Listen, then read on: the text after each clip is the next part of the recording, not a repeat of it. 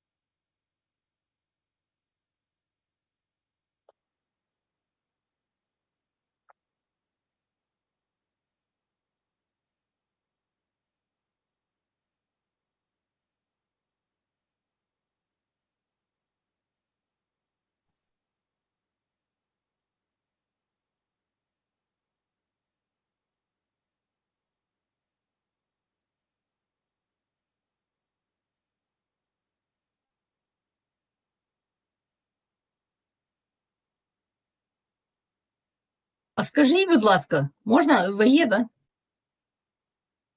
Да. А ви нас бачите? Е, Ми не відключаємо екрани, а ви цим регулюєте, адміністратор? Що саме ви маєте на увазі? Ви Мене тільки цікавить, чи екран мій включений, чи не включений. Я Ні, у маю в вас виду, є іконка, єдине, що просто для того, щоб у вас був не треба. екран, Якщо... я можу перевести вас в доповідачів, і ви маєте можливість тоді вже вімкнути Ні, камеру. дякую. Я просто цікавлюся в тому плані, Ні, чи... повністю вся картинка учасників вся є. Єдине, що просто у вас є можливість вімкнути мікрофон і задати запитання. В разі, якщо ви хочете вімкнути камеру, вам необхідно просто надати статус доповідача, для того необхідно підняти руку. Це мене влаштовує, дякую. Влаштовує, Прошу, дякую. прошу. Да, гарної праці нам. Так, дякую. Добрий вечір. Доброго вечора. Вітаю вас з Одеси, Дякую. університету імені Мечникова. Скажіть, будь ласка, я бачу, що є мікрофон, можна скористатися, бачу цю руку, це good. Скажіть, будь ласка, а ось камера, ви самі включаєте, так, камеру? Дивіться, в разі, що у вас з'явилася іконка камери, вам необхідно отримати статус доповідача. І у вас зараз з'явилось повідомлення для того, щоб ви перейшли в той статус, і у вас з'явиться після цього камерка. Зараз, пане Вікторе, ви чутно вас? Алло. От ви зараз можете ввімкнути мікрофон, а також ввімкнути камеру. Камера у вас вже ввімкнена, так, а тепер мікрофон. А мікрофон я виключив. Все супер. Тепер вас видно, так?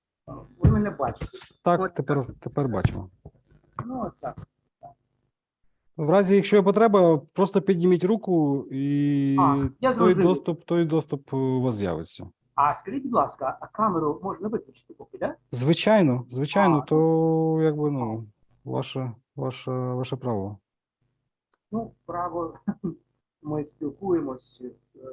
Ну, в разі, так, якщо у вас виникне питання до пана Кліха або до нашого лектора, ви маєте можливість підняти руку і вам той статус надасться. А підіймо руку, я дуже вдячний вам.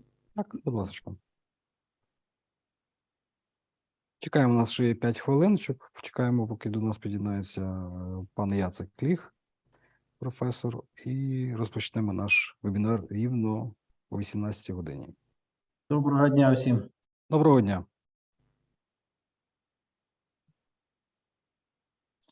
Доброго вечора. Доброго вечора.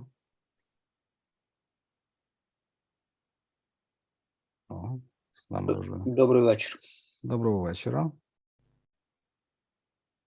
Вже доєднується до нас вже пане професор.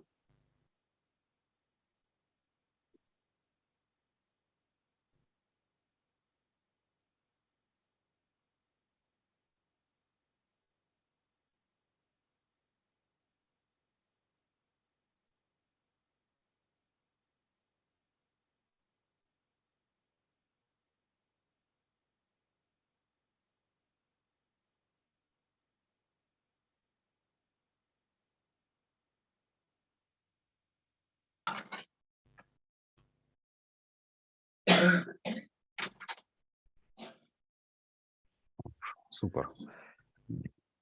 Hi, Igor. День добрий, пане Sorry професоре. for being late. Actually, we have still 3 minutes. So, Yeah. hi, Mikoła. Hi, hello, Jacek. Glad to see you. Since I do see some of the participants on my screen, I would like to take this opportunity and introduce to you one of my students. Come here. Користуючись нагодою, я бачу вже деяких учасників на своєму екрані, і я хочу представити одного із своїх студентів. Marcin is one of my students with whom I have tutorial. And as you remember, tutorial is the last topic of my presentation. It will be, it is planned for March the 13th. Okay?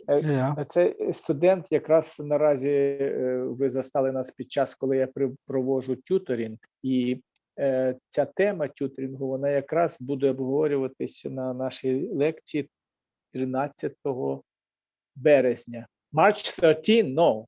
No, 14th. Sorry. 14, yes. 14th, yes. Okay. Yeah. 14. So let me switch to Marcin because we have just finished our session. So I will have to say goodbye to Marcin and to set for the зараз, next. оскільки ми закінчили наше заняття з Марчином, я з ним попрощаюся і тоді вже повернуся до вас.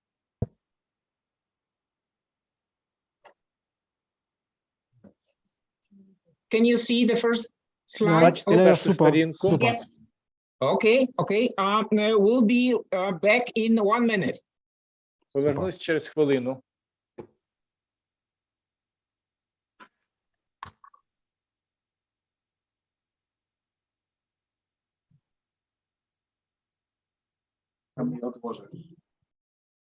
To ja muszę w takim razie otworzyć drzwi.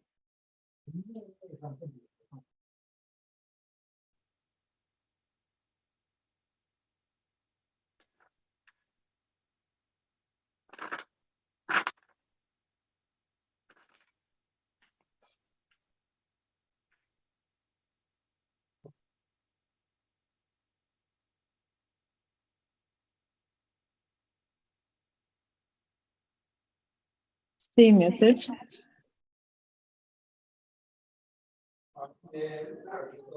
Rozpoczynam zawsze taką wejdę.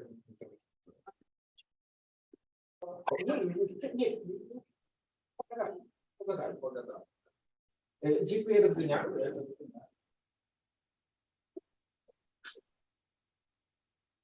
Łuki-duki. Добре.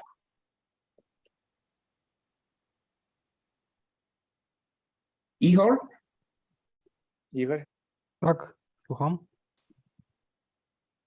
Everything is in your hands. Yeah, we have 1 minute until we can Okay. start. Okay. Good.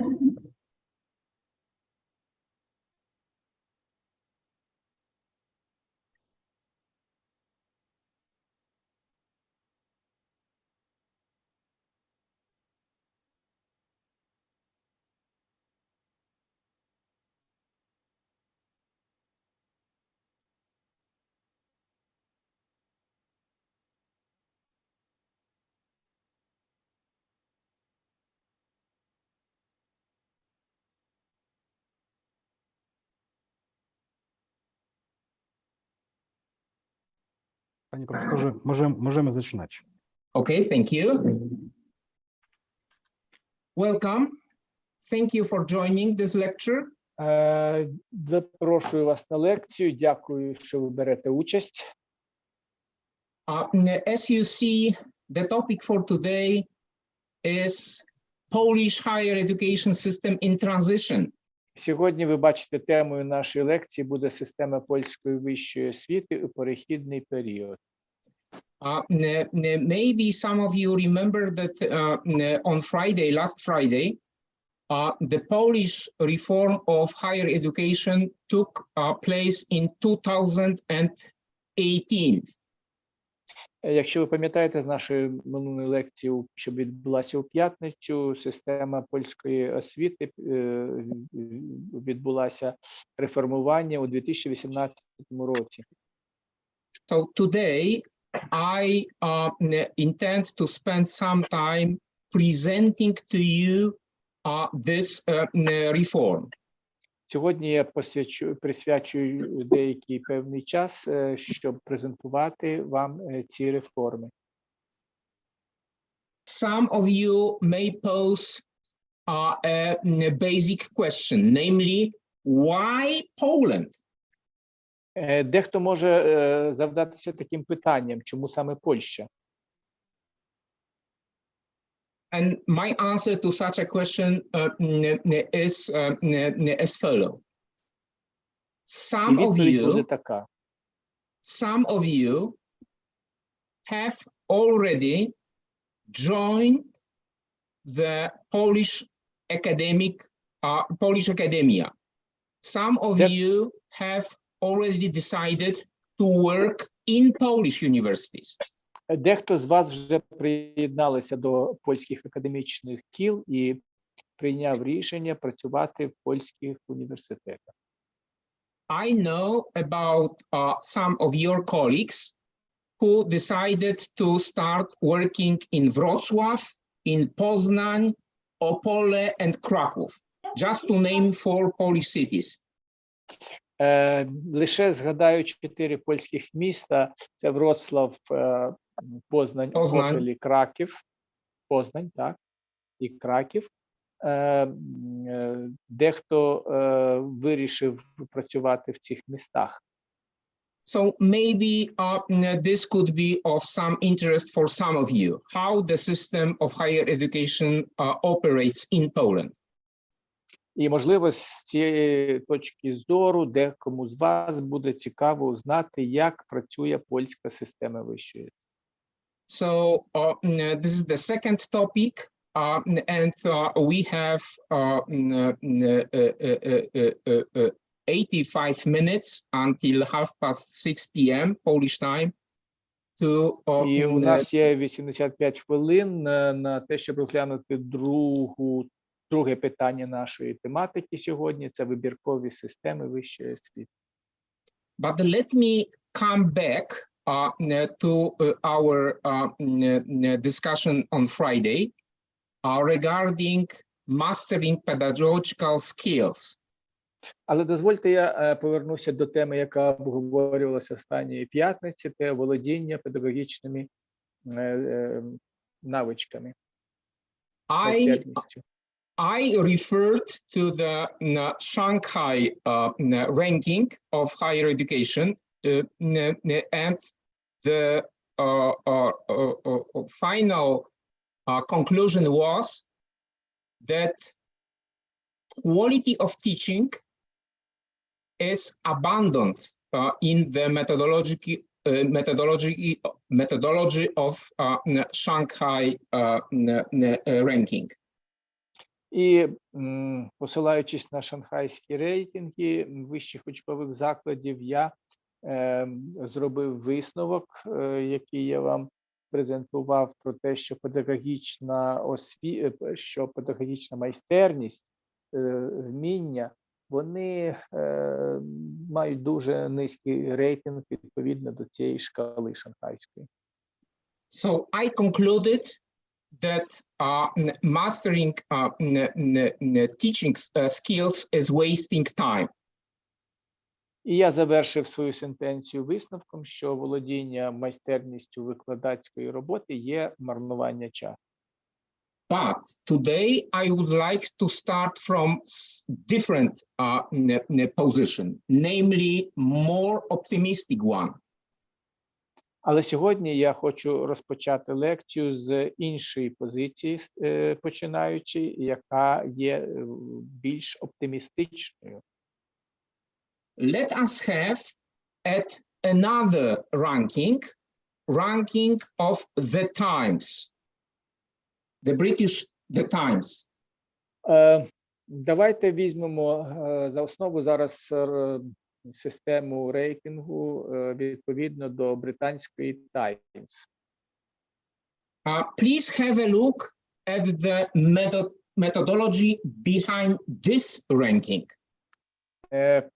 Я запрошую вас зробити погляд на методологію, яка застосована у цьому рейтингу. Please have a look at this chart. Будь It ласка, гляньте shows- на цю таблицю. It shows that teaching counts for 30% of this ranking. І в цій таблиці демонструється, що викладання, вона перебирає на себе 30% відповідно до цього рейтингу. Another 30% is reserved for research, Інші 30% припадають на наукову роботу. now next 30% for citations. Ще 30% на цитування.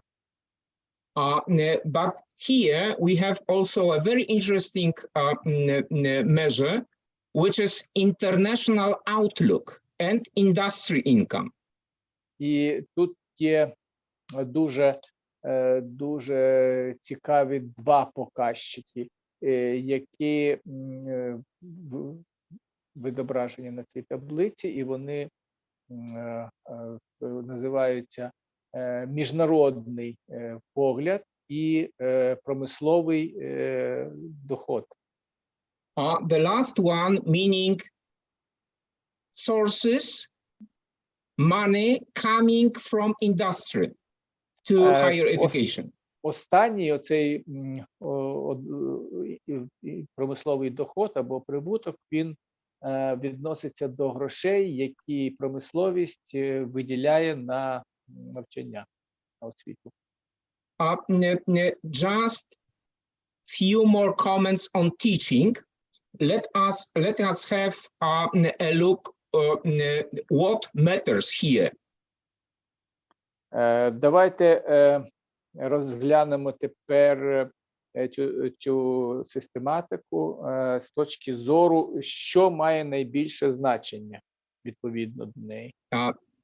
Yeah, and here we have a reputation survey on the first place, which counts for 15% out of this 30%. Окей. І тут ми бачимо, що від загальної кількості 30%, 15% припадає на репутаційні огляди. Then we have a very interesting indicator, which is staff to student ratio, namely how many lecturers per 100 students or 1,000 of students. Наступний показчик є досить таки цікавим. Він називається відношення студентів до викладачів. Мається на увазі, скільки студентів припадає 100 або 1000 на одного викладача. Then we have doctorate to bachelor's ratio. Потім є у нас докторанти к кандидатам співвідношення. And then an excellent measure, this is my subjective assessment of it, an excellent measure, which is doctorates awarded to academic staff rate. Doctorates awarded to academic staff rate. І потім doctorate awarded, what do you mean awarded? PhD theses, which were receiving, medals or prizes. Окей, I see. І наступне співвідношення – це докторський штат, які здобули певні винагороди. Відношення цього штату до загального академічного штату. To make the long story short, in this ranking, teaching is weighted properly, in my opinion. Коротко кажучи, моя думка полягає в тому, виходячи з цієї таблиці, що мистецтво викладання, воно оцінюється досить таки високо. Which leads me to the conclusion that yes, quality teaching makes sense. Що веде мене до висновку, що так, якість викладання має рацію. And last but not least, let us have a quick look at the best higher education institutions according to the times. І нарешті давайте поглянемо систему, яку як то кажучи, воно рангується за якістю освіти, які надають університети, систему, яка запроваджує відповідно до Times. Not especially quality of teaching, because as I said, the quality of teaching counts for only 30%. This is the general ranking, okay? So these are the results of this general ranking. І цей рейтинг, він відноситься не тільки, стосується не тільки якості викладання, але це загальний рейтинг якості університетів.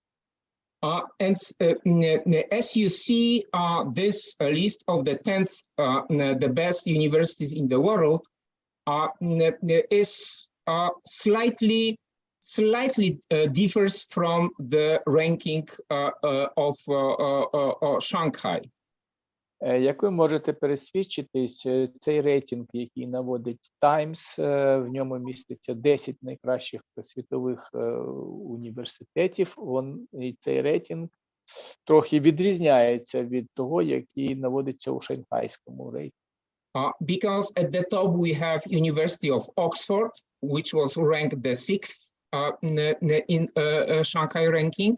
Тому що, наприклад, Оксфордський університет, який посідає тут перше місце, відповідно до шанхайського рейтингу, був на 6-му. And among the 10 the best universities, we have 3 universities from the UK, namely Oxford, Cambridge and Imperial College London. І із цього числа 10 кращих університетів 3 заклади походять з Британії, з Великої Британії. Це Оксфорд, Кембридж і Imperial College London.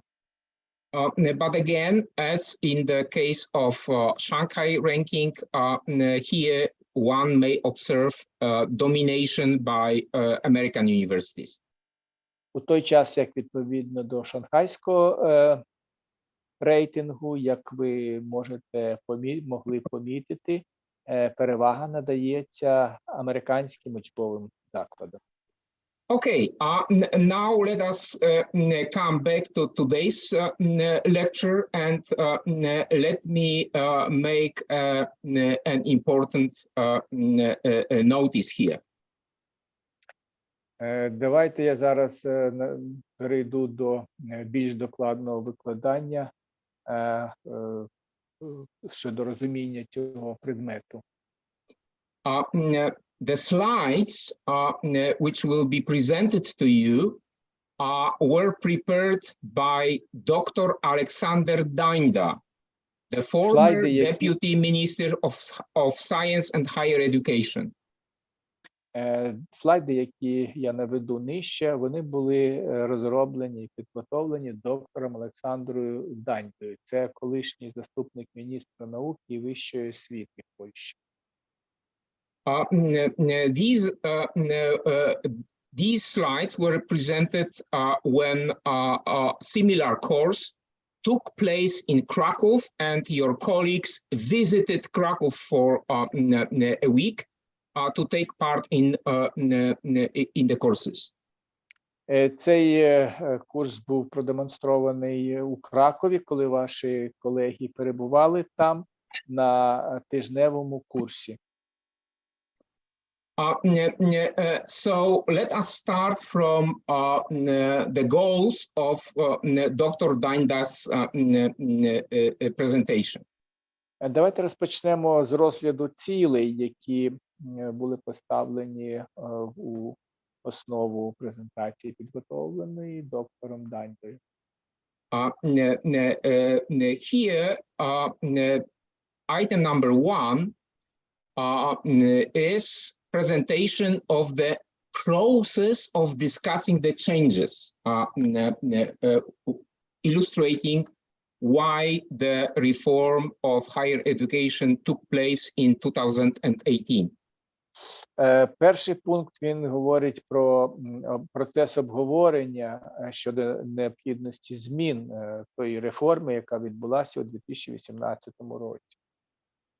And then Dr. Danda presents elements of the new law which introduced the reform of higher education in Poland. І наступний пункт кажуть про обрані елементи, які доктор Данда обрав при обговоренні закону 2.0.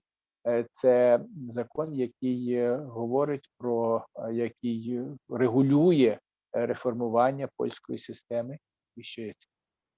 The next two goals will be presented to you on Thursday, when I will be presenting the second part of the topic,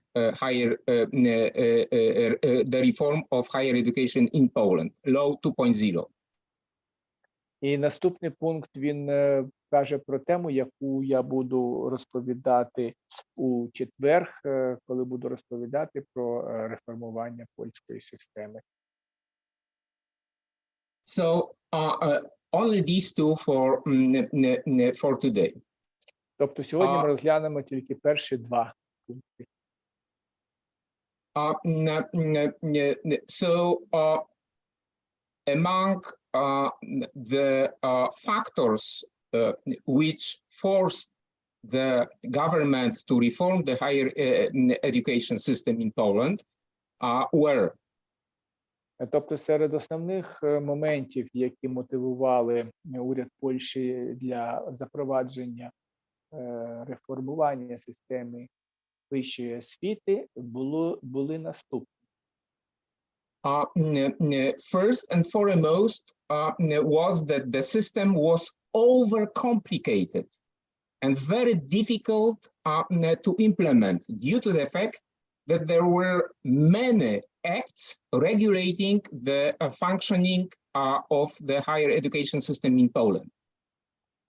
Перша і найголовнішою причиною це була така причина, що система польської вищої освіти була занадто складною і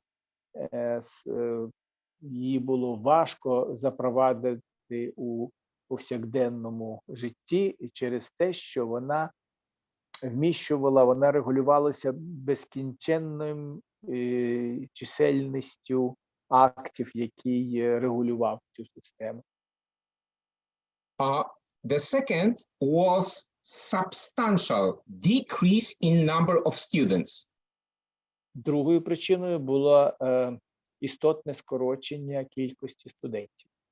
And here you have, in bullet number 3, you have these numbers. Nearly 2 million in academic year 2005-2006, and 1.3 million in the second decade of the 21st century.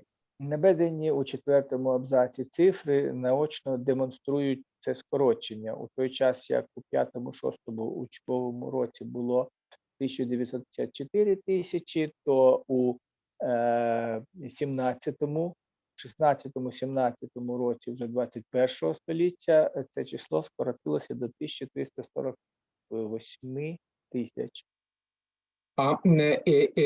Of considerable importance was the fourth factor, which was the necessity for replacing the current model of teaching in higher education and managing higher education.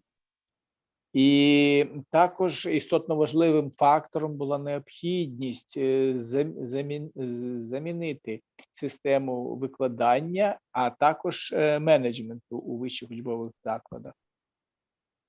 I also should mention that this handsome man on your left is the former Minister of Higher Education, Yaroslav Govin. Ярослав Говін. Yeah. Варто також зазначити, що цей приємний пан, який є зображений, ви його бачите з лівого боку на екрані, це пан Ярослав Говін, колишній міністр вищої освіти, науки та вищої освіти. It is good to remember his name because the current reform is called Govin's reform.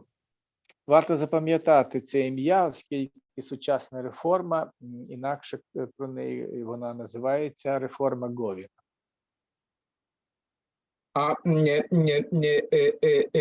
And here we have a graph illustrating the changes in demography. In our context, the diminishing number of students. As you see, from 2006,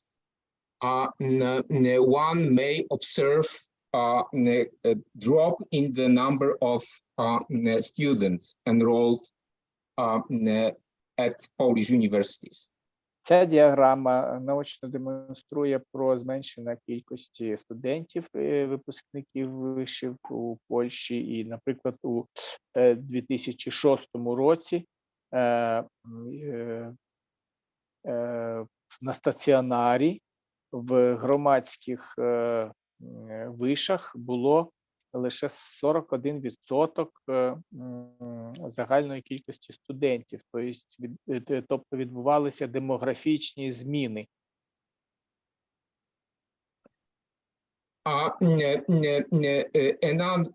Among the other determinants of the reform of higher education was, again, the need to grow. The need to grow. The need to grow of Polish science, no? No, yeah. No, for Polish science. Okay, yeah, I see. Yeah.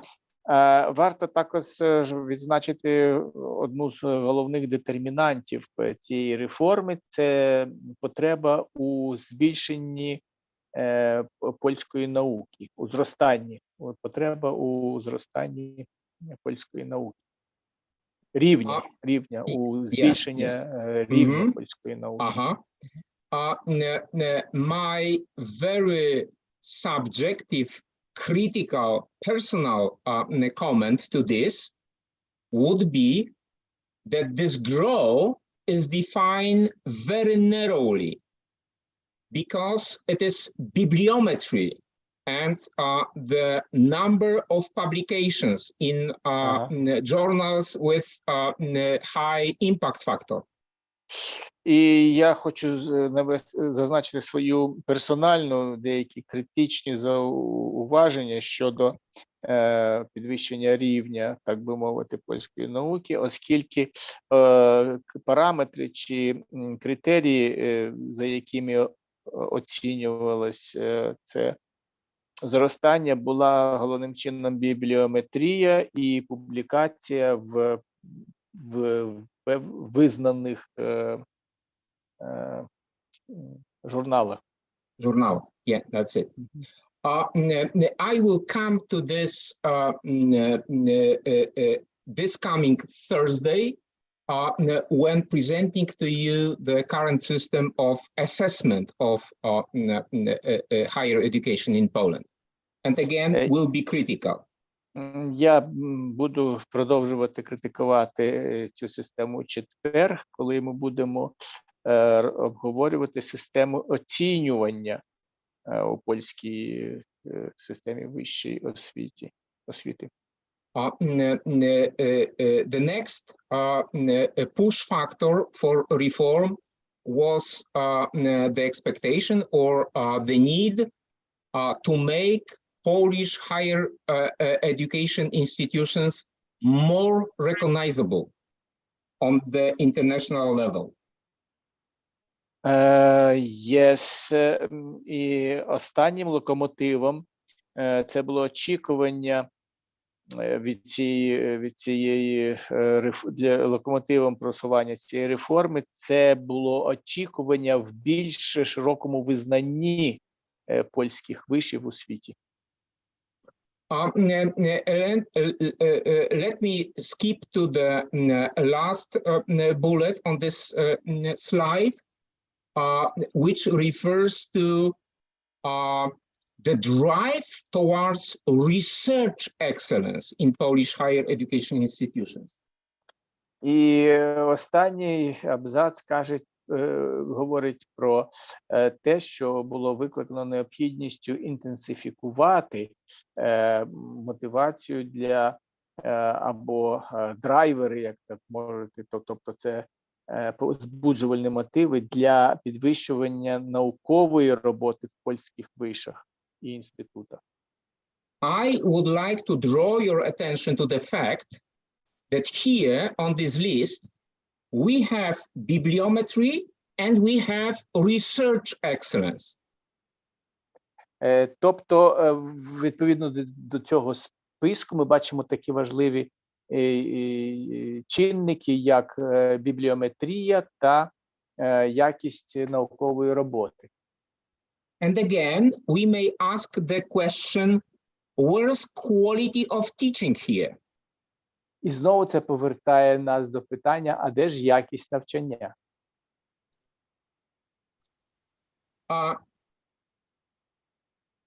Maybe some of you remember that one of the reasons why the reform was implemented was over-regulation of the Polish system. Because, as you see on this slide, we had 4 acts regulating the higher education. And if you be so kind, Mikoła, and to translate the names of these 4 acts, please. Yes, sure. Якщо ви пам'ятаєте з минулої лекції, однією з проблем, з якою стикалася польська система вищої освіти, це була перевантажена зарегульованість цієї системи. І отут ми можемо бачити 4 основних нормативні акти, які регулювали польську систему вищої освіти. Це акт, який зветься Закон про вищу освіту, потім акт про ступені та титули, потім правила фінансування, акт щодо правил фінансування науки і акт про студентські кредити та займи.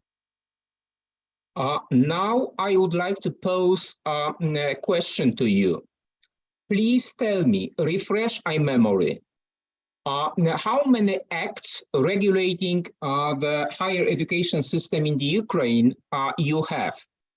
І, будь ласка, зараз я звернуся з проханням до вас. Будь ласка, освіжіть вашу пам'ять та скажіть, скільки нормативних актів регулює вищу освіту у вашій країні?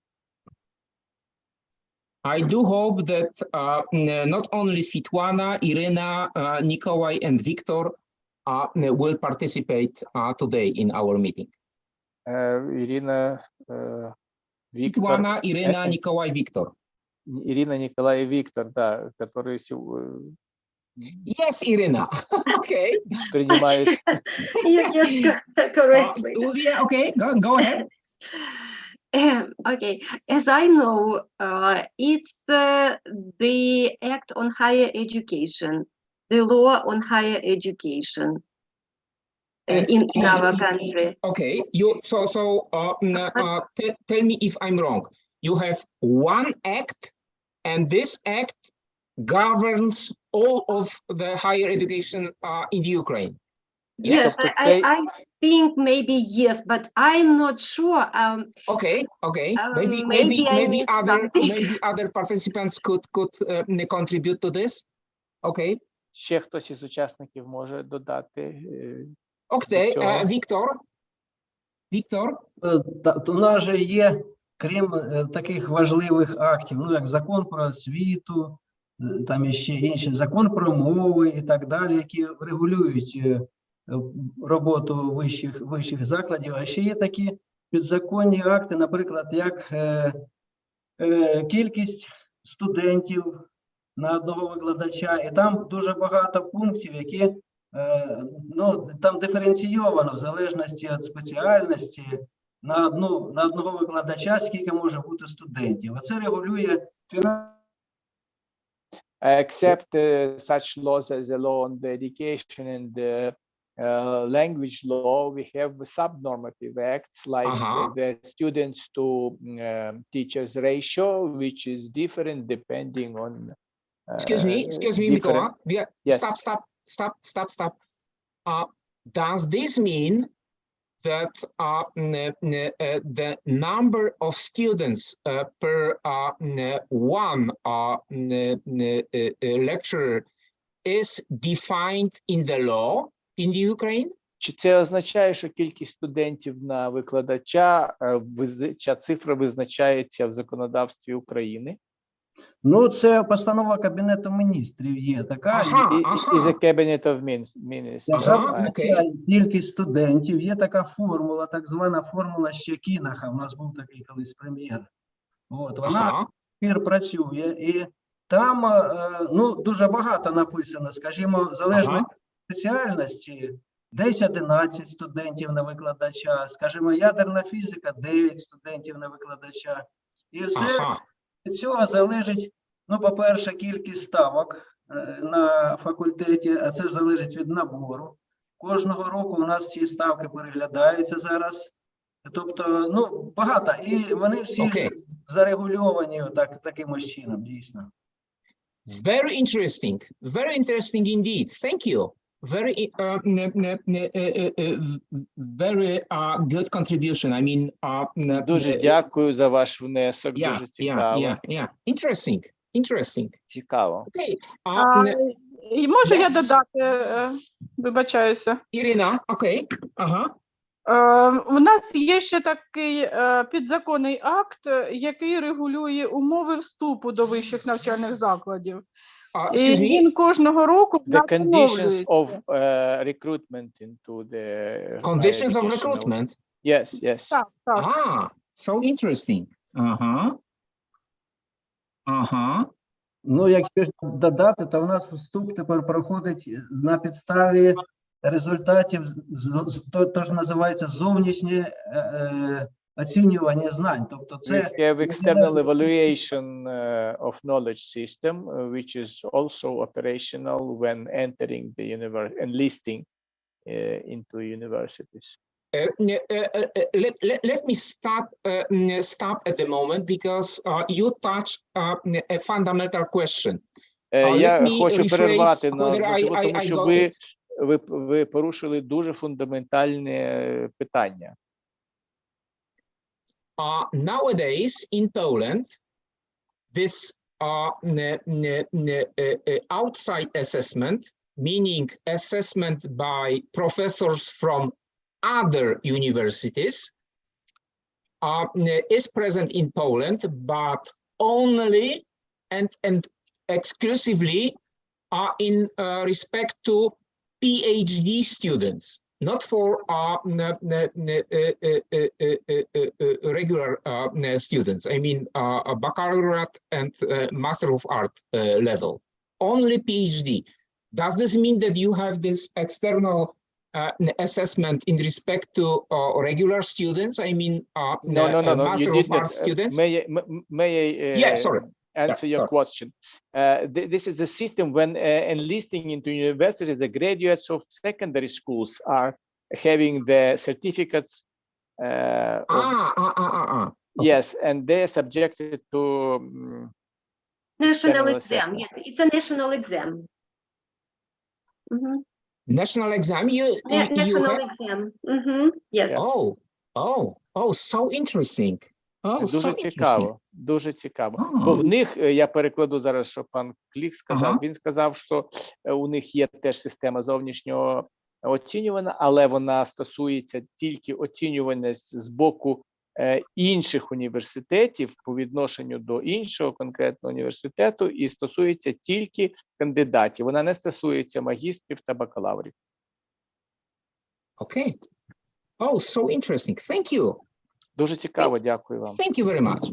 Дуже дякую. Окей, Я перепрошую. Я не впевнена, але думаю, що до 3-го пункту The Rules of Financing Science Act може мати певне відношення те, що існує усталений перелік, ну, скажімо, кваліфікацій, спеціалізацій, якими користуються тоді, коли і університети, ну, на певних факультетах готують спеціалістів.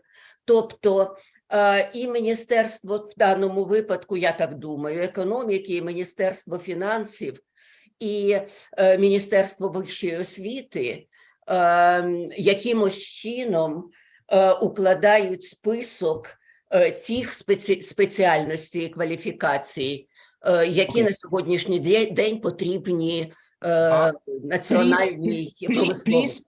Please stop, because I feel that there are many interesting issues and I would like to listen to Mikoła's translation. Будь ласка, зупиніться, тому що я так відчуваю, що ви заторкнули дуже такі низку цікавих і важливих питань, тому він хоче вникнути в те, що ви розказали.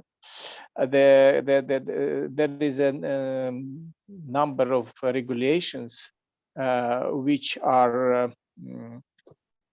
are formed by special calculation depending on the occupation and specialization of the students, for example. Yeah, I'm sorry, Nikolai. Actually, there is a certain list of specifications, qualifications, which might be taught at the universities.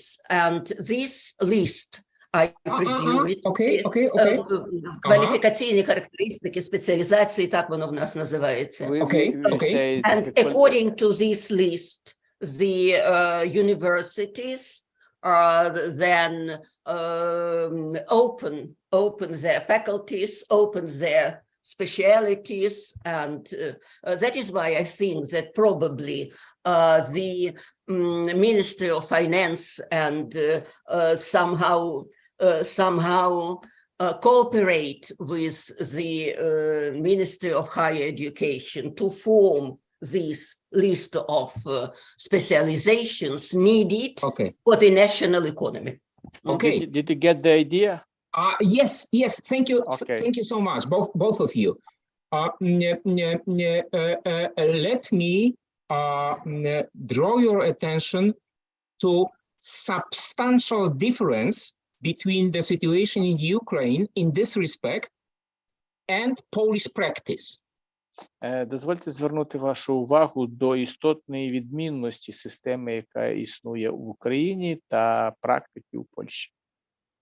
As far as I understand, the number of topics and qualifications in order to offer a given specialty must be consulted with your ministry.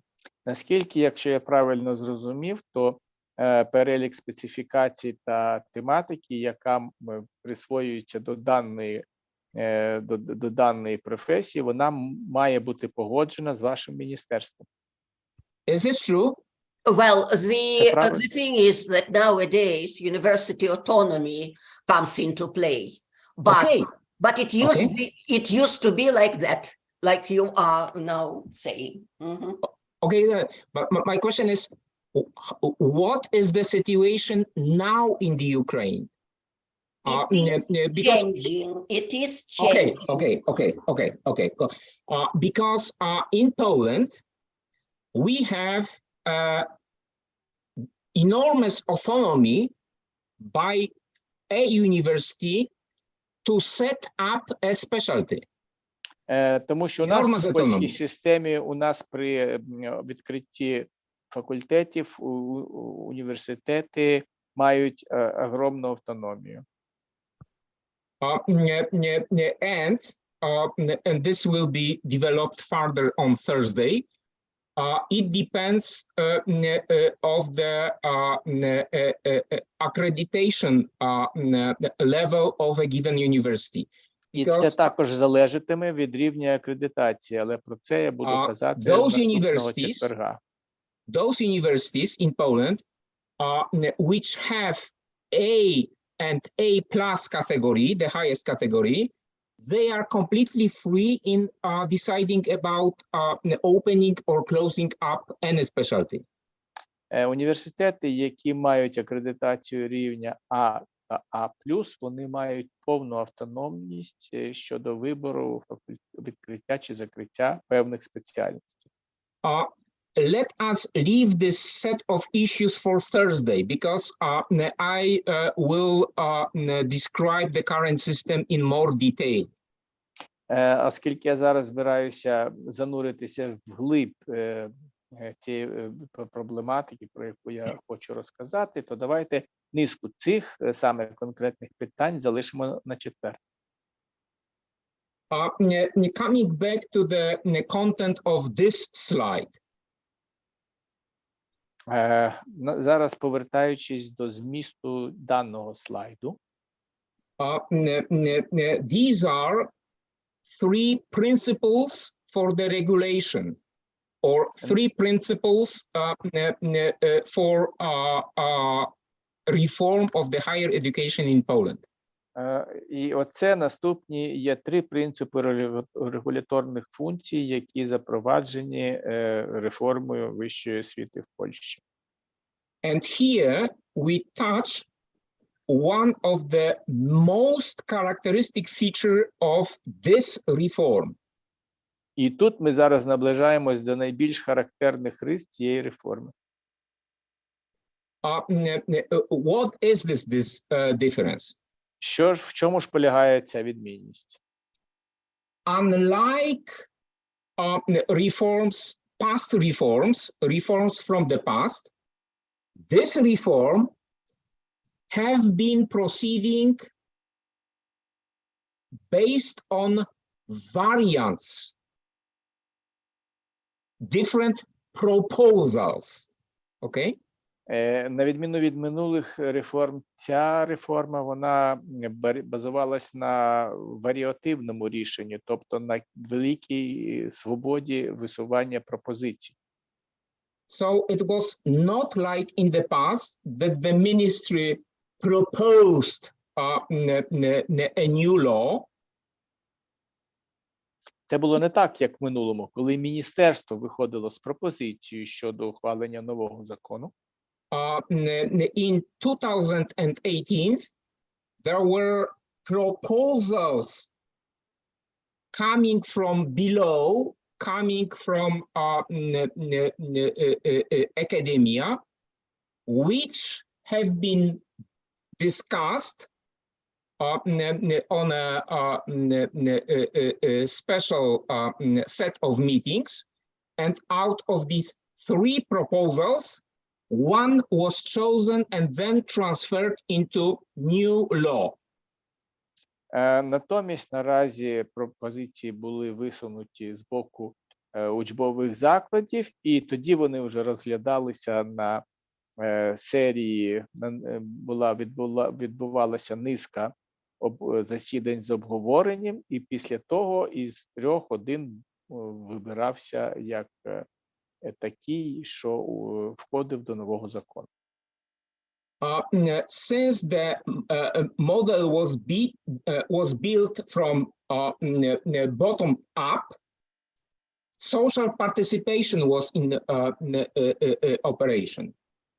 Таким чином, виходячи з того, що система працювала з нижніх щаблів до верхнього, соціальне включення або участь соціального суспільства підвищувалась. And this social participation leads to a very wide range of academic centers being involved in the whole process. І це соціальне включення, вона вела до того, що у цей процес було включено широке коло академічних закладів. To sum up, this reform had a completely different form and completely different set of procedures as compared to other policies, health policy, building strategies and the like. І підсумовуючи, слід сказати, що ця реформування, ця система, вона була дуже відмінною від систем, які в галузі охорони здоров'я або будівництва приймалися. Воно мало чисельність правил. So now let us have a closer view to the procedures which were implemented when working on new models of reform of the higher education in Poland. Пропоную зараз розглянути ближче процедури, які застосовувалися при виробленні процесу реформування системи вищої освіти у Польщі. So how the initial proposals were formulated, proposals of the reform. От як же формувалися первісні пропозиції, які лягли в основу реформи? Тобто, з чого починалися ці кроки? The first step was to create 15 academic streams according to certain disciplines. Першим кроком було створення 15 академічних команд, які відповідно складалися з різних, представляли різні дисципліни. And then the ministry founded 3 grants. Потім міністерство запровадило 3 гранти. Now each out of these 15 academic streams has prepared its own model of reforming higher education system in Poland. І кожна з цих 15 академічних команд підготувала свій проєкт реформування системи вищої освіти у Польщі. Out of these 15 proposals, a special committee have chosen 3 the most interesting models, the most interesting proposals of the reform. Потім спеціальний комітет, який був утворений для цієї цілі, він з 15 пропозицій відібрав 3. And these 3 proposals received money from the Ministry of Higher Education, and the money was spent for further development of these 3 concepts. І тоді переможці отримували гроші, які були визначені у гранті, і ці гроші вони були використані для подальшого розвитку запропонованої моделі. And these 3 models, the 3 best models, were presented in Warsaw, in the Warsaw University of Technology in May 2017.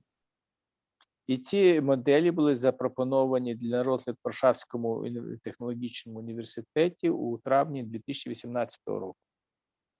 And then the process of discussions on these three models started. І відтоді розпочався процес обговорення цих трьох моделей. And then in September 2017, in Krakow, National Congress of Science took place. І нарешті у вересні 2017 року в Кракові провів своє засідання Національний науковий конгрес. After May of 2017, between May 2017 and September 2017, there were many regional meetings involving academics from various universities, and these three initial models were discussed in order to choose one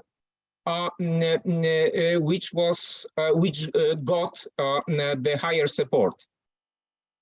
І от у цей проміжок часу, з травня по вересень 2017 року, відбулася низка обговорень, низка засідань, під час яких професура та академічні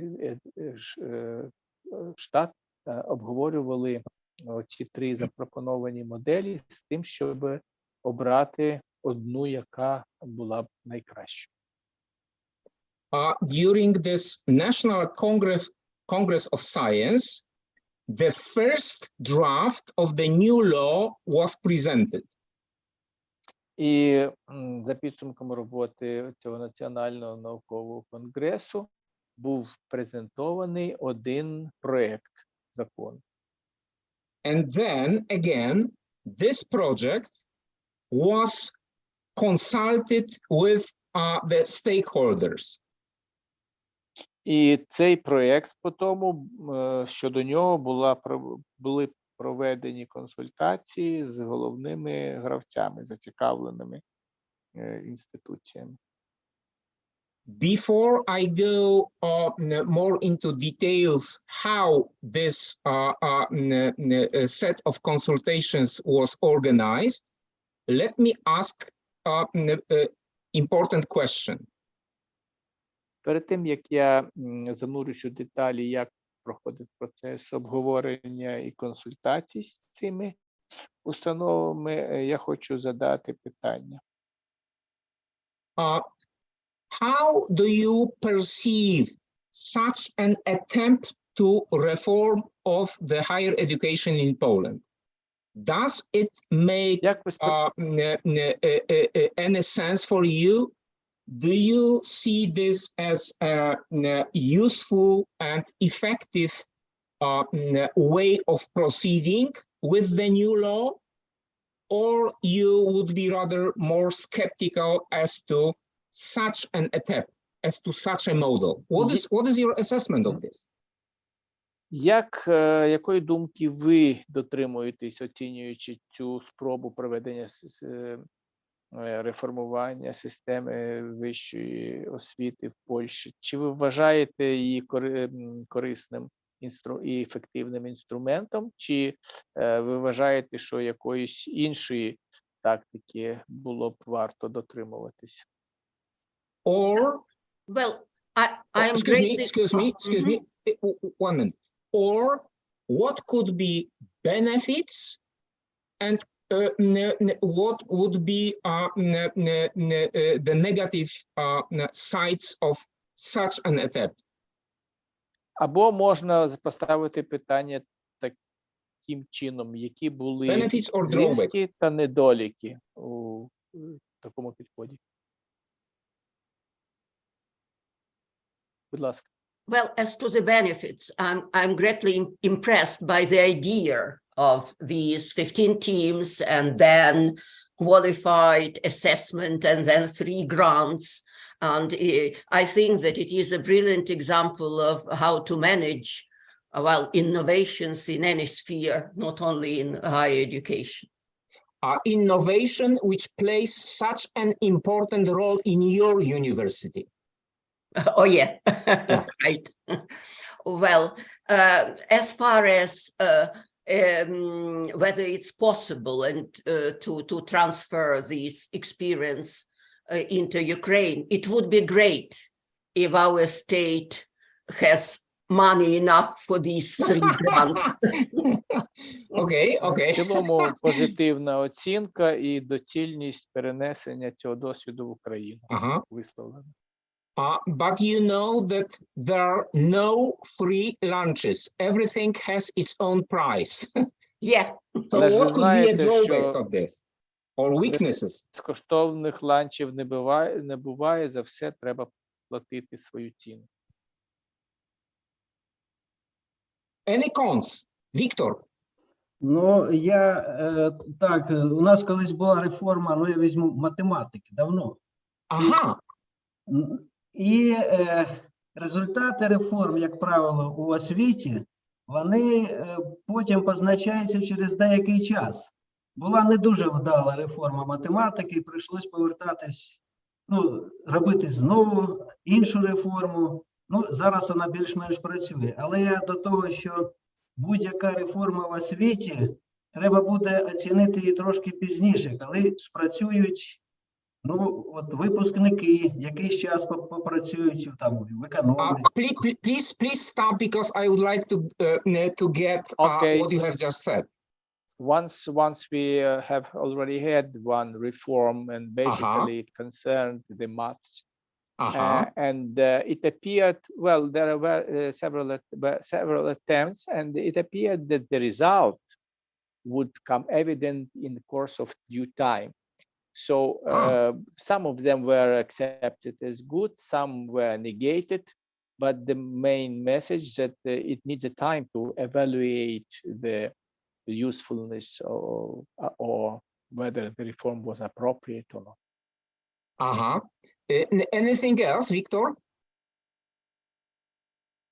Може ще щось, пане Вікторе, хочете? Окей, thank you. Okay. Good. The results of this reform will be commented, first presented to you and then commented on Thursday. Тобто результати ми спочатку цієї реформи зробимо презентацію щодо них, а коментарі будуть у четвер. So now we are at the step of consultations. Have a look how these consultations were organized.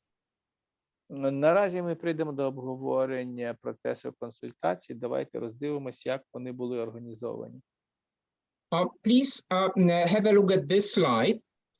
It shows that between October 2016 and June 2017, there were 9 so-called thematic conferences. Значить, якщо ми подивимось на цю схему, то з жовтня 16 по червень 17 було проведено 9 так званих тематичних конференцій. So there is no need nor time to present all of them in detail. Let me pick up some of the examples from here. Нема ні потреби, ні часу для того, щоб в деталях розглянути кожні з цих тематичних конференцій. Давайте я наведу деякі тільки приклади. For example, October 21st, 2016, at Rzeszów University, it was a conference on internationalization of Polish universities.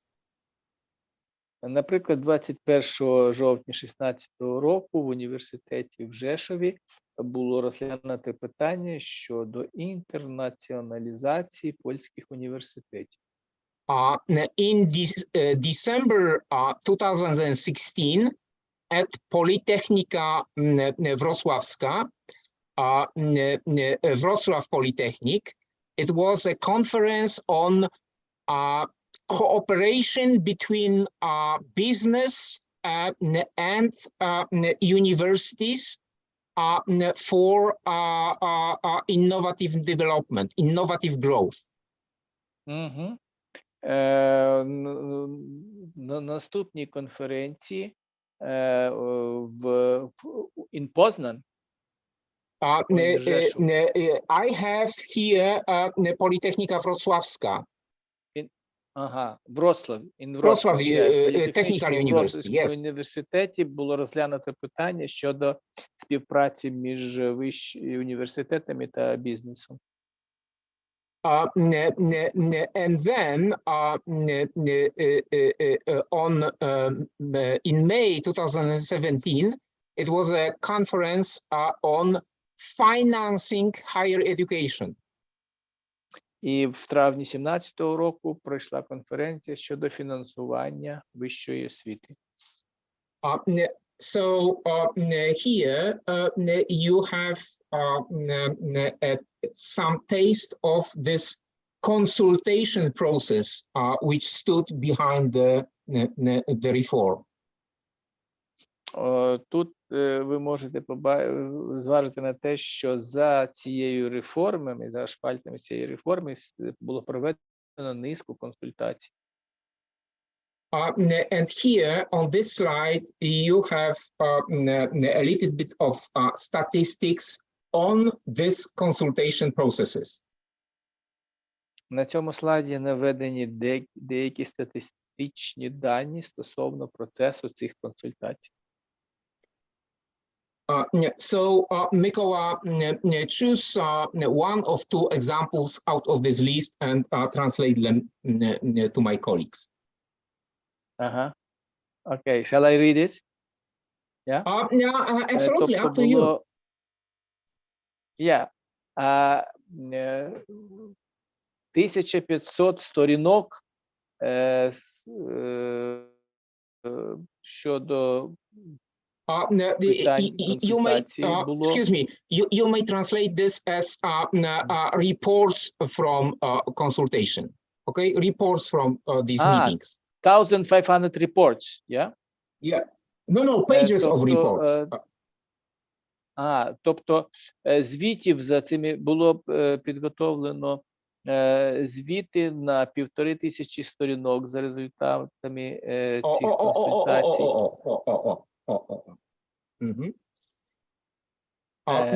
Потім було міжміністерські консультації.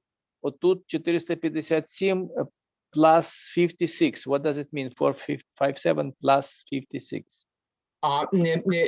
Okay, these 56 were not just interministerial consultations. Let me explain. If we had Значить, із цього числа 457 було міжміністерських, а 56 зараз пояснимо, що це таке. Okay. So if we had, for example, a meeting with representatives from the Ministry of Higher Education, Ministry of Finance, and then we have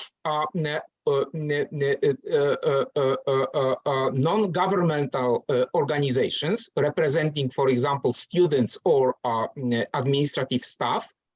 Such a conference was classified as other than just interministerial, because other stakeholders took place.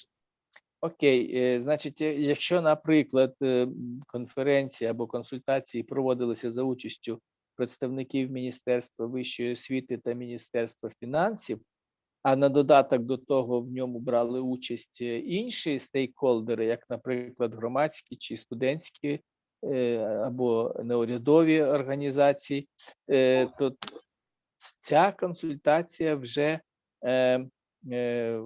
кваліфікувалась як інша, на відміну від міжміністерської.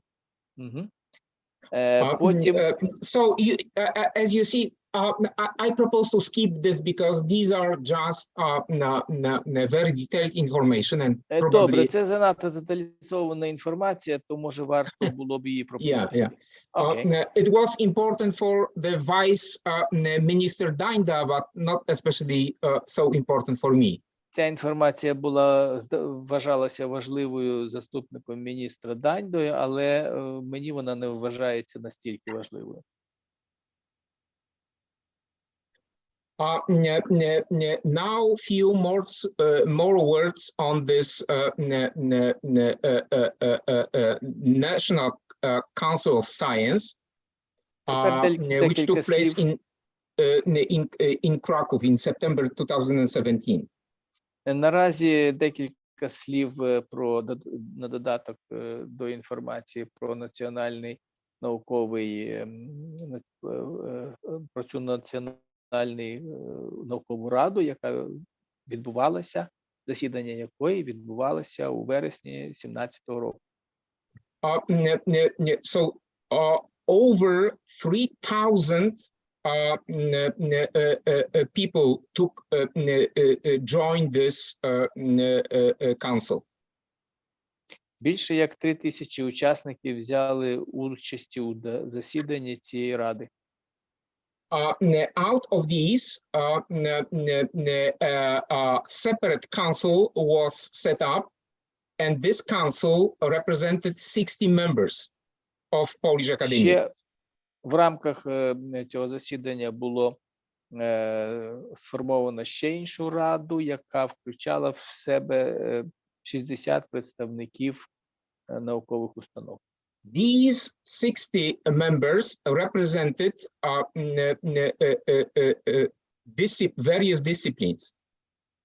І ці 60 членів, вони представляли різні дисципліни. And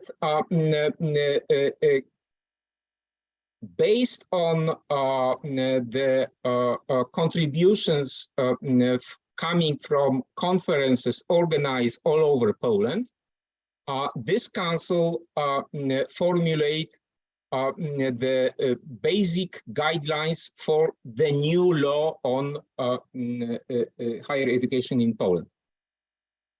І ця рада сформувала головні керівні принципи для формування для реформи системи вищої освіти у Польщі, і вона використовувала при цьому доробки від низки засідань, які відбулися у зазначений період до цієї конференції. Now is the high time to present to you basic elements of this new law, which is Act on the 20th July 2018, the Law on Higher Education and Science, published in 2018 in the Journal of Law. І тепер настав час представити вам основні принципи, які були вироблені і покладені в основу закону про вищу освіту в Польщі, який був прийнят 20 липня 2018 року і опублікований в журналі «Права» 2018 року, пункт 1668. The law was passed in July 2018, but provision of the law of this law started from September the 1st, 2019. Хоча закон був опублікований в липні 2018 року, але норми цього закону вступили в силу у 19-му році, in June 19. September 2019. У вересні 19-го року. Yeah. So what are these changes? В чому ж полягали ці зміни? The first and the most important is broadening the higher education institution autonomy. насамперед за все, це було розширення автономії вишів. Then the new law stipulates that internal management of a university will shift from the level of faculties, departments, to the level of the whole university. Наступною новелою було в тому, що управління університетами, воно переходило на більш високий рівень. Від факультетів і кафедр воно переходило до керівництва, до рівня керівництва установою. Which means, for example, that the authorization for teaching in a discipline was shifted from faculties to the level of higher education institution, to be exact, on the level of Senate and the rector. Що означало, що тепер управлінські функції щодо викладання дисциплін в університеті, воно переходило від факультетів до вищого уровня, а саме до сенату і ректора. До рівня сенату. So one may consider this as a centralization of power.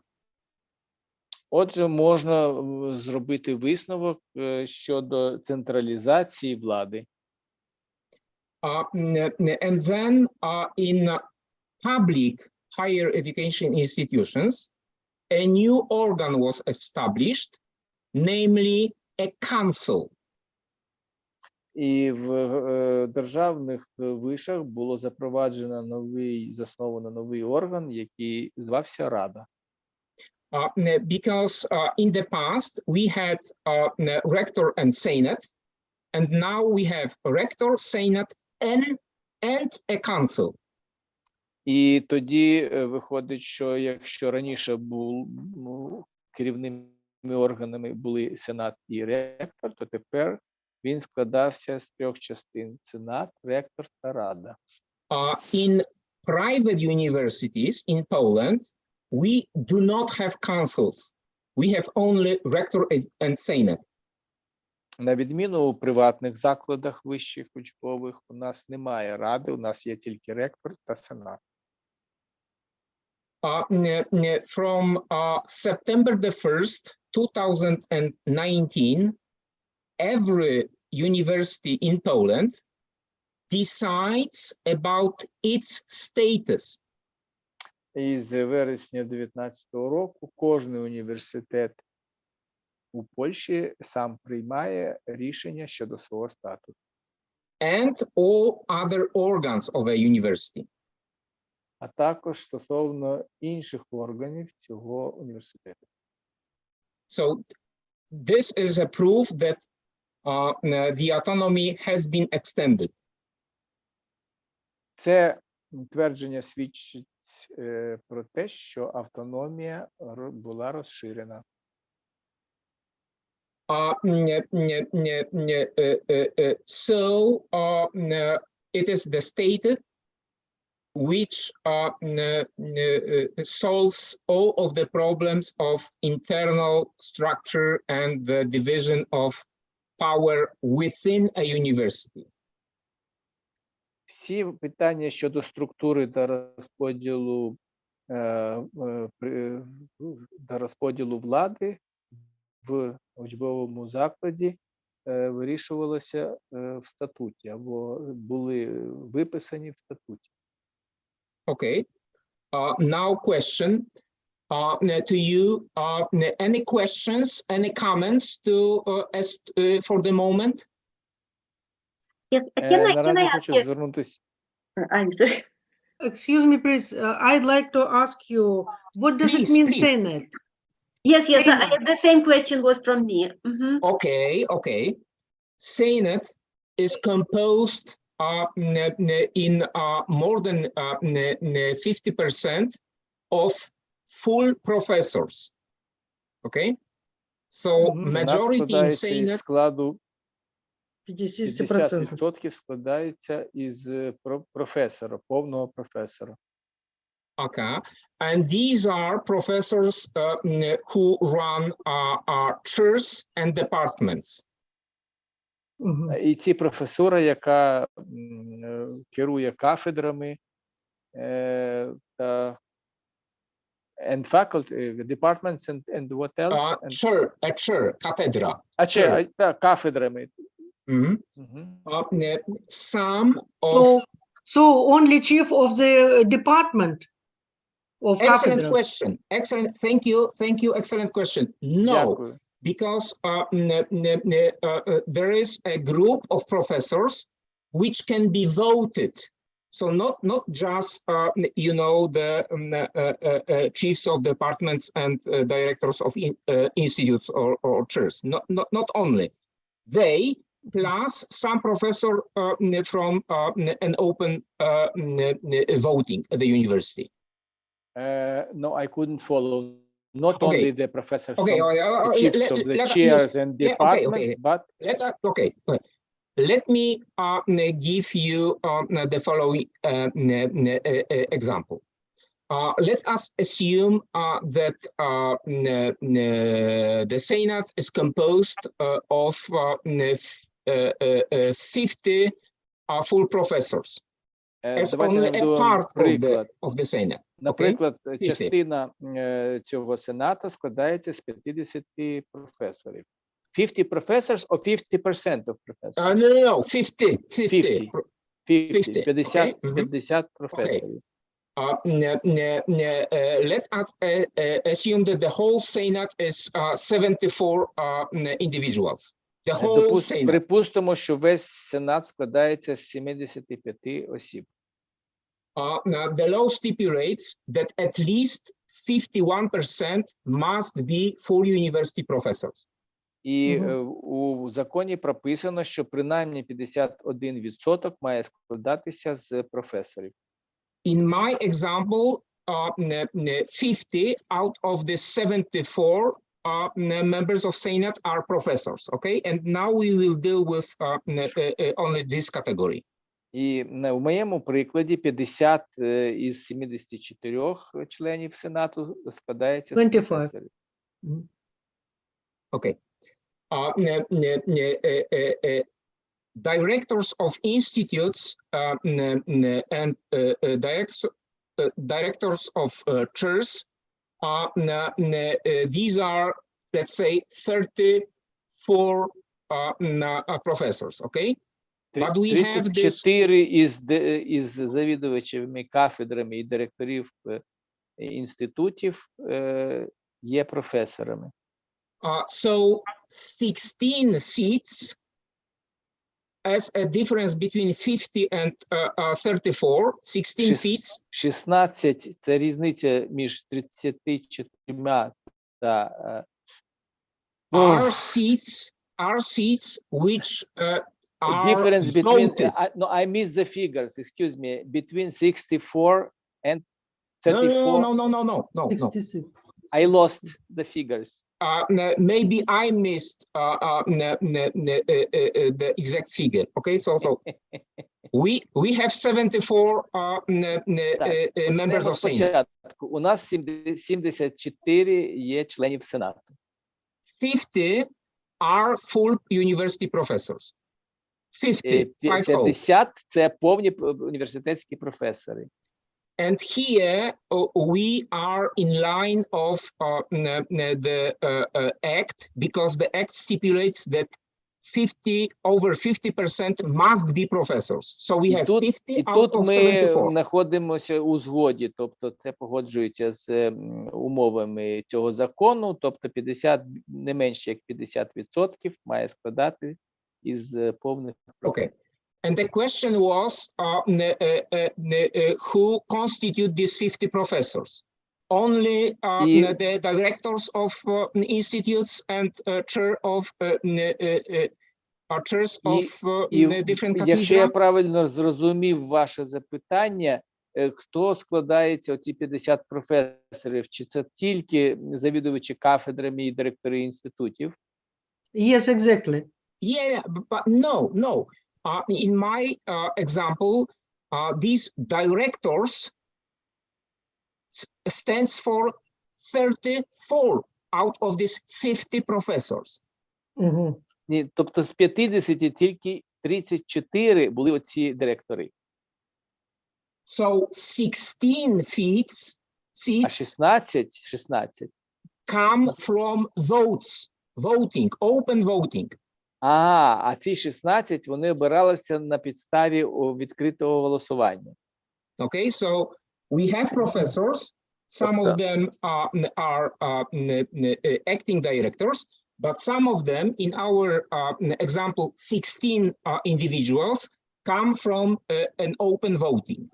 Тобто, зрозуміло, да, у нас є директори, значить, є професори, які, деякі з них, із цих професорів є директорами, але 16, вони обираються на відкритому голосуванні. So, in other words, the system of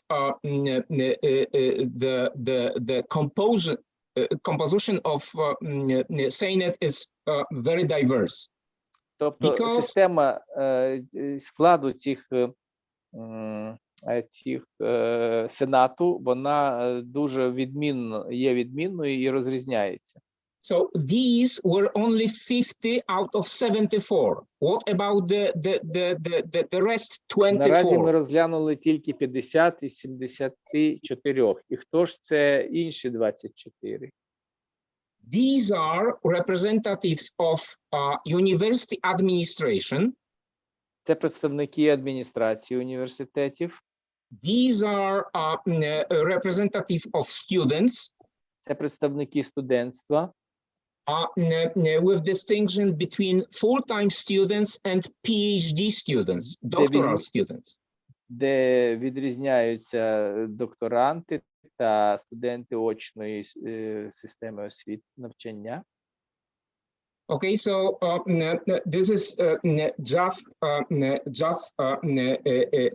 Senate. Це тільки те, що стосується Сенату. Let me spend the last 7 minutes on a council because this is a new institution.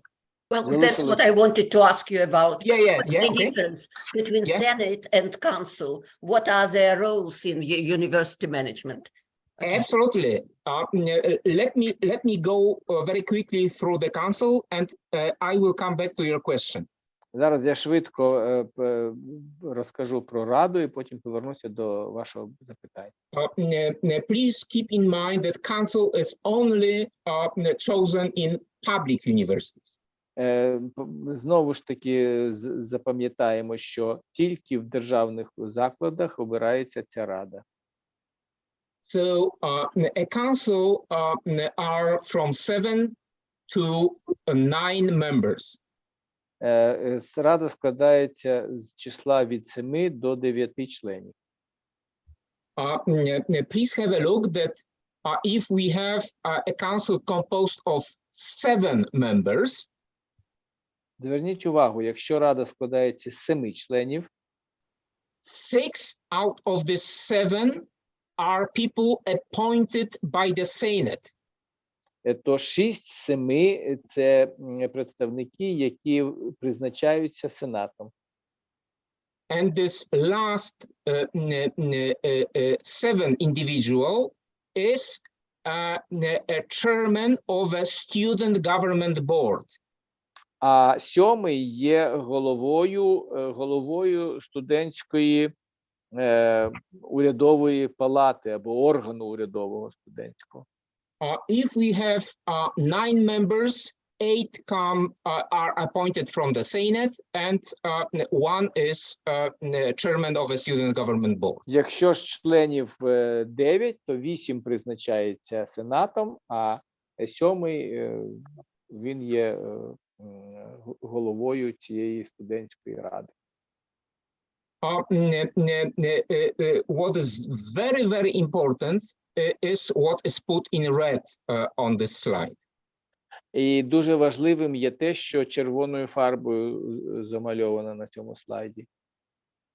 if we have a council composed of 7 members, 4 of them must go outside the university.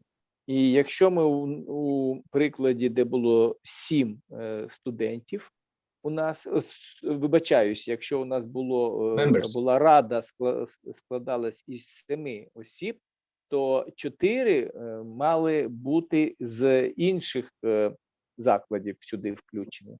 If we have 9 members, 5 of them must come from outside the university. І якщо у нас 9 членів, у цьому випадку 5 мали бути іззовні університету включені. In other words, Senate is not completely free in appointment of the council members. Тобто, іншими словами кажучи, Сенат не був одноособно, не міг бути незалежним і одноособно приймати рішення щодо складу Сенату, щодо складу Ради. Because majority of the members of the council must represent different institutions from outside of the university. Тому що більшість складу, членського складу цієї ради, вони мали бути представлені закладами іншими, ніж цей даний університет. Why the council is important? And now I will touch the issue of the scope of power of council versus Senate. І тепер перейдемо до питання розподілу влади між Радою та Сенатом. Excuse me, please. Can I ask you for this question? Can I ask you, how can you choose the members of the council from the other universities? Excellent question. The answer is yes and no. We in our council, yes, we have colleagues from other Krakow universities. Так, у нас в нашій раді є колеги, які походять з інших краківських університетів. But majority in our council are people representing other than academic institutions. Але ці представники, вони походять не з академічних кіл, не з академічних закладів. For example, наприклад, the chairman of the council at our university is the director of the water enterprise in Krakow. Wody Krakowskie, it's Polish name. Головою ради нашої є директор водного господарства Краківського. Okay. So, answering your questions, yes, we may have colleagues from other universities, but the policy is that business people are invited and appointed by the Senate for these positions. Але ви розумієте тепер, що так, у нас можуть бути члени поза межами університету, але Сенат призначає людей з підприємницьких кіл. Thank you very much. Thank you for your question. Excellent. Дякую за ваше запитання. Please notice that this is the council which nominates candidates for the position of director. І, будь ласка, зверніть увагу на те, що кандидата на посаду ректора висуває Рада. And this is deadly important issue because university voting relates only to the candidates named by the council. І це є питання критично важливим, тому що, зверніть увагу, голосування в рамках університету на посаду ректора, воно має розглядати кандидатури виключно висунуті Радою. Please notice that the Senate as such does not have the final decision on the candidates to the position of director. А зверніть також увагу на те, що Сенат не має вирішального слова при виборі ректора, кандидата, затвердженні кандидата. Because the majority of the members of the council come from outside of the university, Тому що, meaning outside from Senate. тому що більшість членів Ради, вони походять з-поза меж університету, тобто з-поза кількості, з-поза меж Сенату. I'm deeply sorry. I'm running behind the schedule. Yes, I know it. Let me just say a few words on the position of the rector. Будь ласка, дозвольте, час збігає до кінця, але дозвольте декілька слів додати щодо посади ректора. A candidate must receive absolute majority of votes.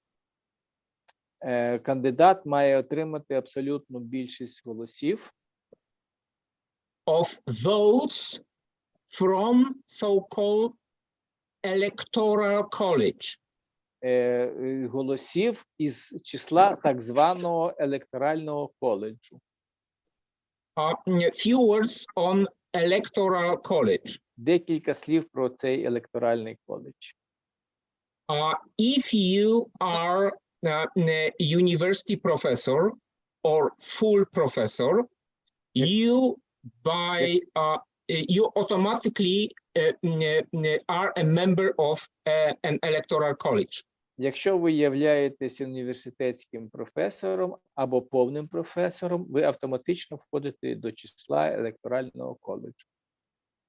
Assistants and assistant professor. Я вибачаюсь, мабуть, це не коледж, а колегія, електоральна колегія. Yeah, thank you. Yeah, that's very Виборча колегія, давайте так. Yeah. Більш правильно українською. Assistants and assistant professors, they vote for the representatives to electoral college. They vote for representatives. Yeah, because not every not each of assistants and each of assistant professors are members of electoral college.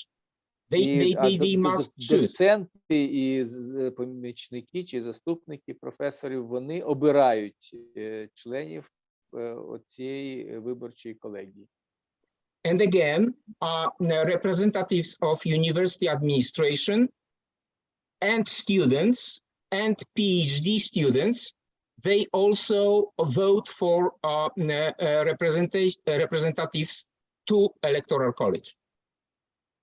А також представників в цю виборчу колегію обираються голосами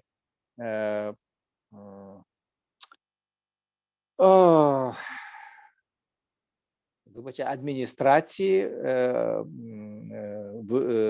аспірантів та and full-time students, yeah? Yes. І студентами очної денної форми навчання. In 2019, when voting for the rector was organized at our university, electoral college was composed on 420 members. У 2019 році, коли обирався оцей виборча колегія, то вона складалася із 420 членів. And again, the candidate must have absolute majority of votes. І знову ж таки повторюю, що кандидати мали отримати абсолютну більшість голосів. Last sentence, since it is 25 to 7 Polish time. І 25, it's 35. 25, yeah. 35. I should end 5 minutes ago. Окей, 35. І так, 25-2 or 35, yeah. 25-2, Okay. sorry. Past. Да, ну, декілька слів, оскільки ми перевищили наш ліміт часу. This red part of the last sentence put in red. І звертаюся до червоних літер, які у останньому абзаці. I mentioned before that the new system is very centralized one. Як я вже згадував, оскільки нова ця система, вона є дуже централізованою. So we have the rector who decides in all matters concerning a university. All matters. То всі питання діяльності університету вирішуються ректором. The rector now has real power. Тепер Executive в його руках концентрується реальна виконавча влада. So one may maintain that the current system is very, very centralized. Тобто можна стверджувати наразі, що сучасна система є дуже централізована. And again, my apologies. I have stolen 7 minutes of your precious private time. Sorry for this. Знову ж таки, Those вибачаю, of що я you who would вкрав like to 7 ask хвилин. questions, please Але stay. ті з вас, хто хочуть задавати питання, будь Please ласка, stay and ask questions. будь ласка, залиштесь та задавайте ваші питання. I would like to make a small comment. It's not a question. Because I wanted to say that in our universities, we have the same body which you call a Senate. And in Ukraine, it is called Вчена Рада, Scientific Council. We translate it as Scientific Council into English. Probably it's not the right word, but No, it's right. But still. Okay, so this is our organ or body which is composed of the same representatives as in your Senate. They are professors, administration, representatives of the administration, students, PhD students, business representatives. So all these people. Oh, great. Great. And you also have rectors, aren't you? Yes, also have rectors. What is the this relation between scientific council and a rector? All the principal decisions on the function of the university are taken by the scientific council, by the Senate. But yes, but the rector also has a power to make decrees which are required to be followed by every staff member. Yes, but the main principal decisions, I think that the power of the scientific council is maybe in our universities, maybe it is more important, this organ than good. Excuse me. Power of the rector. Excuse me, a very specific narrow question. Дуже вузьке запитання, вибачте. Who decides about recruitment? I mean, who decides about whether to employ a given person or not? It is the council or the rector? Хто вирішує питання, навчальна рада чи ректор щодо прийняття на роботу? And of course, Yes, firing. it's the council. It's the final decision is taken by the council. By the rector in Poland. Okay, No, so you, in in Poland, in you Poland. can, Okay, so in Poland by the different. rector. Yeah, yeah. Okay, thank you. That's interesting. Victor. Thank you. Дякую, It дуже was very цікаво, interesting. Your lecture was very interesting. Thank you very much. Very interesting. Thank you, Irina. By very the much. way, Thank you. I was one of the people who were at your university. Oh, Exactly really? when, yes, I was yes in 2018 when the deputy minister was One of the talking lecturers. to the staff of your university when you, particularly you yourself, took part in this discussion. You discussed this new law, and then you came back to our group and reported about this event. Oh, And wow. what Oh, everybody so nice. said, what was good and bad. I remember it very What well. a coincidence. What a It was coincidence. I'm such so a glad. wonderful time, yes. Thank you, Irina, for Дуже this. приємне, яке співпадіння. Thank you. Victor? Дякую, дякую вам. Victor? Ну, я трошки хотів уточнити, хто приймає, на було таке запитання. Who decides on the employment, I would like to make it clear. Заяву пишуть на ім'я ректора, кандидат, але він повинен пройти спочатку кафедру, тобто рішення кафедри, на яку він претендує, потім рішення вченої ради факультету. Ну, зараз зупинились на факультеті, раніше ще треба було через університетську раду. You submit a written application in the name of the rector, but he is obliged to pass it through the chair and through the faculty. Okay. Good. This was the system we had before 2018.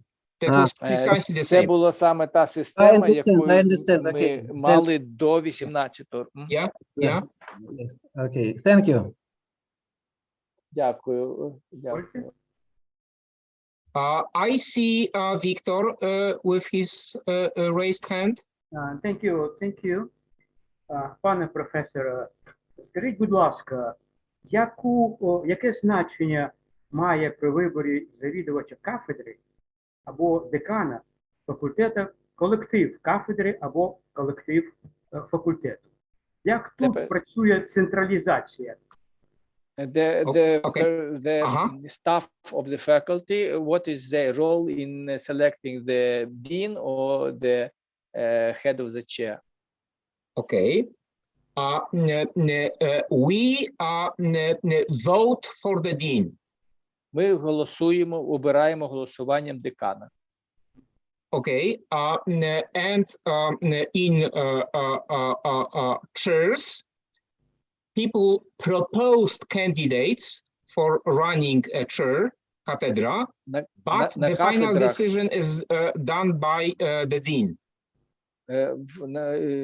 Тобто персонал пропонує кандидата, але остаточне рішення приймається деканом. Остаточне рішення приймає ректор. Rector. He suggests that rector is the person who decides the final decision. Oh, that's true. Okay. When the issue of, let's say that there is a competition for a given post. Ну, скажімо, відкрився конкурс на певну посаду. Now it comes to details and it's difficult to fit in. Let us step by step, okay? Otherwise we are missed. Excuse me, it's my problem. My fault. Sorry. No, absolutely not. So starting from the first suggestion that when the competition is open for a certain post, yes, тобто коли відкривається конкурс на вакантну посаду, окей.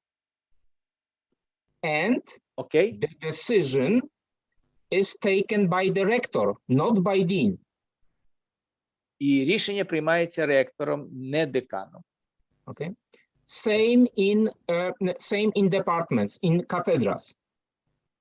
Те ж саме відбувається і на рівні кафедри. Open competition, but the decision in in the hands of the rector. Відкритий конкурс, але рішення воно знаходиться в руках ректора.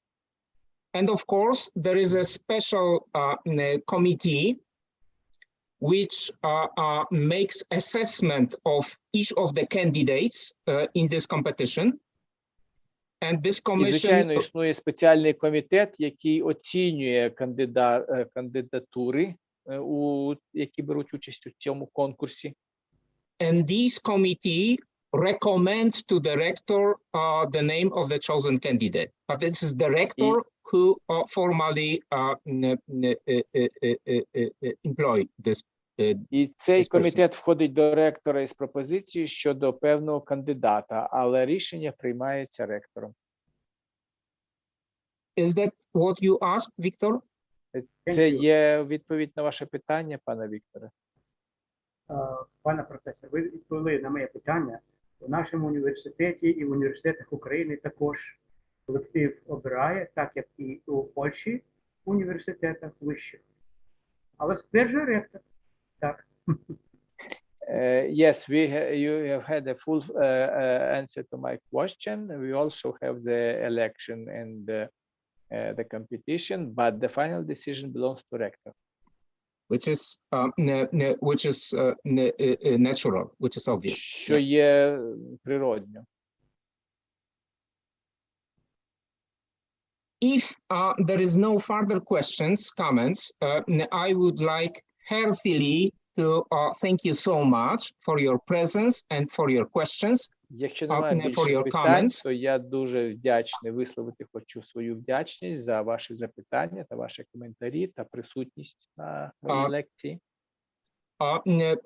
On Thursdays, I will present to you how the structure of the university looks like after the changes. У четвер я вам представлю, як виглядає структура університету після оцих реформ. And we'll also shortly comment on the role of faculties, which now have different names and slightly different scope of